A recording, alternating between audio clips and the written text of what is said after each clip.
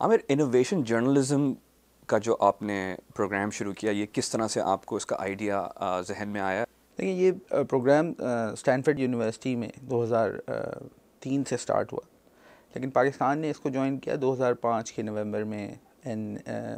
2006 में हमने जो है इसमें पाकिस्तान के लिए एक्टिवली देखना शुरू किया कि किस तरह से पाकिस्तानी जर्नलिस्ट जो हैं वो इसका पार्ट बन सकते हैं, किस तरह से एक नई बीट शुरू की जाए पाकिस्तानी मीडिया इंडस्ट्री में इनोवेशन के ऊपर। लेकिन पाकिस्तान से इस वक्त तक कोई 28 जर्नलिस्ट जो हैं इसमें पार्टिसिपेट कर चुके हैं।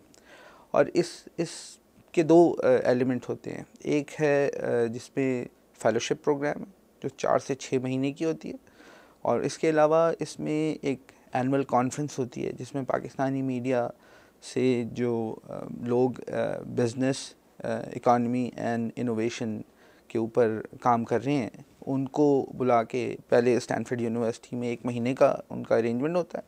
उसके बाद वो यूएस न्यूज़ रूम्स में जाके काम करते हैं, उसमें देखते हैं कि किस तरह से न्यूज़ रूम्स यूनाइटेड स्टेट्स में जो हैं वो काम कर रहे हैं और इनोवेशन को किस तरह से ट्रीट करते हैं। तो जब हमने ये 2006 से शुरू किया, उसके बाद ये पाकिस्तान में ये United states agency for international development USAID इसको सपोर्ट करता है।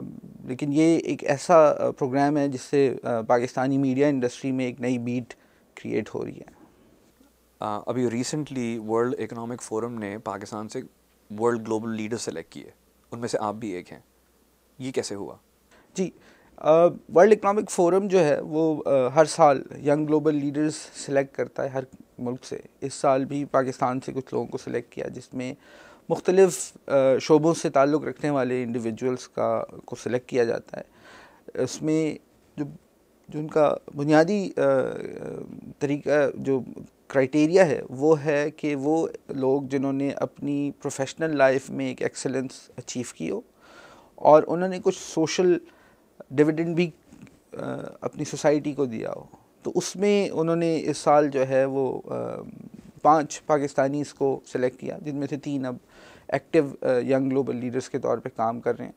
इसमें यूनिवर्सिटी प्रोफेसर्स भी होते हैं, करंट पॉलिटिशियंस भी होते हैं, उसके अलावा इंडस्ट्री लीडर्स होते हैं। तो मेरा ताल्लुक़ क्योंकि मीडिया से था, तो उन्होंने मीडिया में जो हमने काम किए थे in terms of creating value for the society, उसमें उन्होंने इंतखाब किया इसका। आप पाकिस्तान 100 इंडेक्स पे भी काम कर रहे हैं।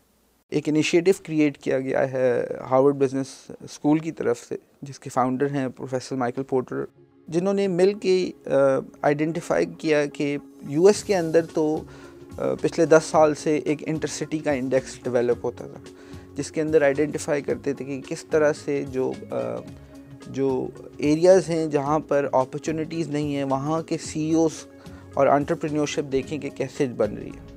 उस सेम आइडिया को लेके ग्लोबल लेवल पे लेके गया ऑल वर्ल्ड नेटवर्क, और ऑल वर्ल्ड नेटवर्क ने फिर पाकिस्तान में लॉन्च किया पाकिस्तान 25 का इंडेक्स। ये मैं बात कर रहा हूँ अगस्त की, जिसमें हमने कोशिश की कि हम आइडेंटिफाई करें पाकिस्तान की फास्टेस्ट ग्रोइंग कंपनीज़ जो टॉप 25 हैं। US एम्बेसडर टू पाकिस्तान जो है उसको अनाउंस भी करेंगे उस लिस्ट को। लेकिन जो ख़ास चीज़ है वो ये थी कि जो उसमें से 5 टॉप के एंटरप्रेन्योर्स थे, उनको अपॉर्चुनिटी मिली कि वो हार्वर्ड यूनिवर्सिटी में आए। हार्वर्ड यूनिवर्सिटी में उनको जो स्ट्रैटेजी गुरु है प्रोफेसर माइकल पोर्टर, उनके साथ इंटरेक्शन का मौका मिला, उनके साथ लर्निंग का एक्सपीरियंस रहा। लेकिन जो बहुत ही अहम चीज़ थी वो थी इंडिया के टॉप 5 भी आए, सऊदीया से भी आए, लेबनान से भी आए, और मुख्तलिफ़ इलाक़ों से आए, जिन्होंने मिल के आपस में इंटरेक्शन शुरू की। और जो मकसद है इस प्रोग्राम का वो ये है कि 2015 तक 1 मिलियन जॉब्स जो हैं वो क्रिएट की जाएँ बिटवीन दीज कंट्रीज़, जो कि आपस में काम करके वो वैल्यू क्रिएट करेंगी।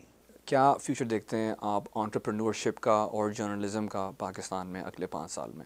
लोग सक्सेस स्टोरीज़ देख के उनमें भी एक ख्वाहिश पैदा होती है कि मैं भी इस तरह की कोई इनिशिएटिव स्टार्ट करूं।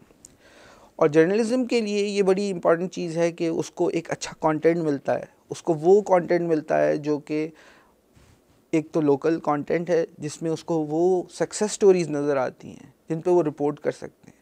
उसमें वो जिसमें वो ये चीज़ देख सकते हैं कि किस तरह से एंटरप्रेन्योर्स जो हैं पाकिस्तान में वो वैल्यू क्रिएट कर रहे हैं उस मुल्क के लोगों के लिए, जो शायद हुकूमत के लेवल पे या पॉलिटिकल लेवल पे डिसीजन लेने मुश्किल होते हैं।